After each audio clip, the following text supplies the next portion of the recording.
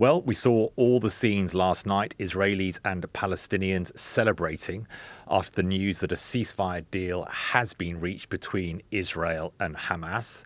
This morning, still seems to be some division between what Israel believes the deal means and what Hamas believes the deal means. But the US and Qatari brokered agreement will see, if it is finalised today, the dozens of remaining hostages released from Gaza and Israeli troops eventually fully withdraw from the territory.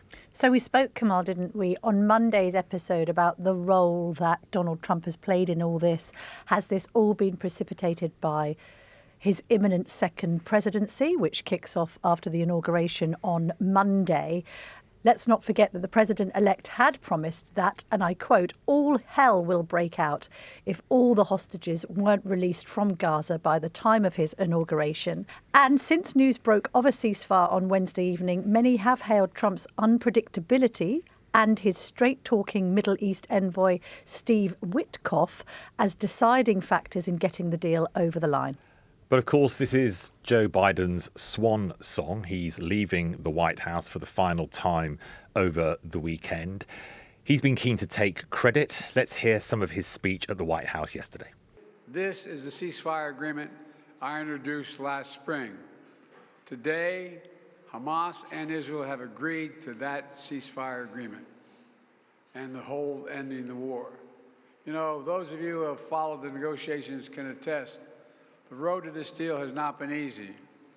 I've worked in foreign policy for decades. This is one of the toughest negotiations I've ever experienced. And we reached this point because of the pressure that Israel built on Hamas, backed by the United States. Hamas's longtime leader, Sinwar, was killed. Hamas's strongest supporter, Iran, launched attacks on Israel. And those attacks failed after my administration organized a coalition of nations to stop them. And after I ordered the U.S. ships and planes to come to Israel's defense, we also shaped Israel's strong and calibrated response, destroying Iran's air defenses, but avoiding an escalatory cycle of an all-out war. The United States also organized a coalition of 20 countries to stand up to attacks by the Houthis, including their missile attacks in Israel. Now, maybe not surprising, Camilla, that President Biden didn't mention President-elect Trump, but lots of journalists in America have been reporting that it's been Trump and his team closely involved in this. And this led to this rather cheeky question as Joe Biden was leaving the White House press conference. Folks, credit for this, Mr. President, you or Trump? Is that a joke? Oh, thank you. He didn't actually answer the question. No, is that a joke? Listening to all that is our Defence and Foreign Affairs editor, Coughlin. Con, you've written a great piece today for the Telegraph entitled "The Prospect of Trump is Making Our Enemies Talk." So settle this debate, if there even is one. Has Biden had much to do with this, or should Trump be able to take full credit? Well, it's an interesting debate, Camilla. First of all, the deal that is likely to come into force at the weekend is a deal that the Biden administration outlined back in May. And here we are 8 months later, and it's suddenly being implemented. And that's because on Monday, as you said, Donald Trump's coming into office. So, the Biden administration undoubtedly has worked hard to secure this deal, but because of Biden's rather equivocal approach to the whole Gaza issue, he's lacked the leverage, I think, to put the pressure on Hamas and Netanyahu to come to a deal. And in my view, it's the intervention of Trump, who basically said, as you quoted, all hell will break out unless the hostages are released in time for the inauguration, that this has added a new sort of pressure to the process. And his personal envoy, Steve Witkoff, went to Jerusalem at the weekend and basically gave Netanyahu a talking to, which Biden's never done. And so we've now got Netanyahu signing up to the deal and Hamas signing up to the deal. I also would add, we need to be skeptical about exactly what happens on Sunday. I'm very minded of what happened to Jimmy Carter in the Iran hostage crisis back in the 1970s, when he was held hostage by Iran, holding American captives, and they were released the day that Ronald Reagan was inaugurated as president. So, there's a lot of politicking going on, and let's see what happens on Sunday. Con, I shared this with the team last night. Chaim Levinson from Haaretz newspaper in Israel, and I just want to quote it to you. I just think he appears to have summed up at least where we are at this stage. And he's a journalist, and he said there would be no deal had Donald Trump not taken Netanyahu's hand, bent it behind his back, then bent it a little more, then a little more, then pushed his head on the table and whispered in his ear that he would kick his balls.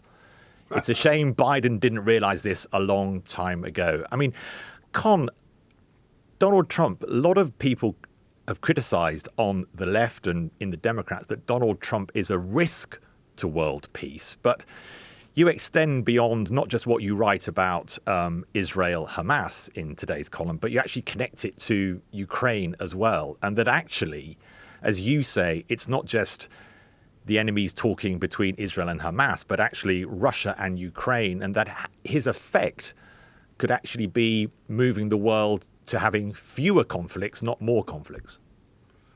Well, let's hope so, Kamal. I mean, Ukraine is a very different kettle of fish to Gaza. And let's not forget that Hamas has suffered a catastrophic defeat in Gaza. Whatever you think about the conflict, the Hamas that launched the October 7 attacks is now a shadow of its former self, and its combat brigades have all been destroyed, etc. Whereas in Ukraine, you still have a very live conflict with two sides really going at it.